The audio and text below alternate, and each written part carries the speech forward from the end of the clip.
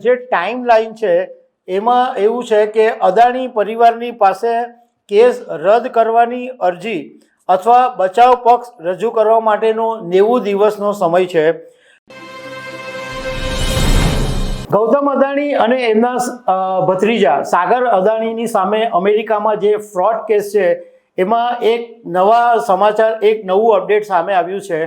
જે ત્યાંની અમેરિકાની સિક્યુરિટી કમિશને કોર્ટની અંદર પરવાનગી માંગેલી હતી ઈમેલથી કે અમને નોટિસ મોકલવા માટે પરવાનગી આપવામાં આવે, તો હવે ગૌતમ અદાણીના વકીલે સ્વીકારી લીધું છે કે અમે નોટિસને સ્વીકારીશું અને કાયદાકીય કાર્યવાહી છે એ આગળ વધારીશું।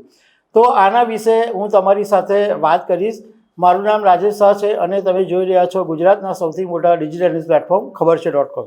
નવેમ્બર 2024માં અમેરિકામાં જે ગૌતમ અદાણીની સામે કેસ થયો એમાં અદાણી ગ્રીન એનર્જીના એક પ્રોજેક્ટમાં અદાણી ગ્રુપ દ્વારા 2200 કરોડ રૂપિયાની લાંચ આપવાનો એ કેસ હતો અને અમેરિકામાંથી ગૌતમ અદાણીએ જે ફંડ ભેગું કરેલું હતું એમાં આ માહિતી ડિસ્ક્લોઝ નહોતી કરવામાં આવી એવો અમેરિકામાં કેસ થયો છે।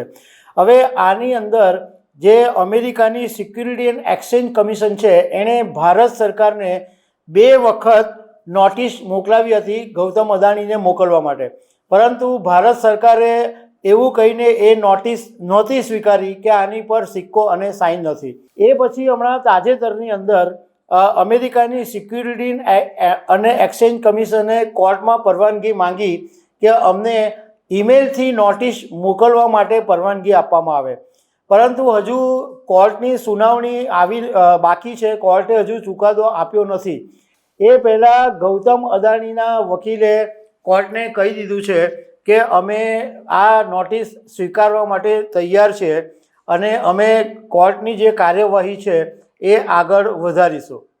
હવે ગૌતમ અદાણીના જે વકીલ છે એ વોલ સ્ટ્રીટના બહુ જ પ્રખ્યાત વકીલ અને ડોનાલ્ડ ટ્રમ્પના પણ વકીલ રહી ચૂક્યા છે એવા રોબર્ટ જીયુફા જુનિયરને ગૌતમ અદાણી પરિવારે રોક્યા છે। એટલે ગૌતમ અદાણીના બચાવમાં રોબર્ટ જીયુક્રા આ કેસ લડશે અને જીયુક્રાએ કોર્ટને એવું કીધું છે કે તેઓ નોટિસ સ્વીકારવા તૈયાર છે। ગૌતમ અદાણી પરિવારે સંમતિ આપી દીધી છે, પણ એનો મતલબ એ નથી કે ન્યૂયોર્ક કોર્ટના જ્યુરિસ્ડિક્શનને તેઓ સ્વીકારે છે। આની અંદર જે ટાઈમ લાઈન છે એમાં એવું છે કે અદાણી પરિવારની પાસે કેસ રદ કરવાની અરજી અથવા બચાવ પક્ષ રજૂ કરવા માટેનો 90 દિવસનો સમય છે। સિક્યુરિટી એક્સચેન્જ કમિશનને વિરોધ કરવા માટે 60 દિવસનો સમય છે અને અદાણી ફરીથી જવાબ રજૂ કરી શકે એના માટે 45 દિવસનો સમય છે। મતલબમાં સિક્યુરિટી એન્ડ એક્સચેન્જ કમિશને કોર્ટને પાસે ઈમેલની પરવાનગી માંગી તો હવે એમાં સુનાવણી કરવાની જરૂર નહીં રહેશે, કારણ કે વકીલે પોતે જ કહી દીધું છે કે અમે નોટિસ સ્વીકારી લઈશું। એટલે હવે કેસ આગળ ચાલશે અને આગળ ચાલશે એમાં શું ડેવલપમેન્ટ થશે એ આપણને ખબર પડશે।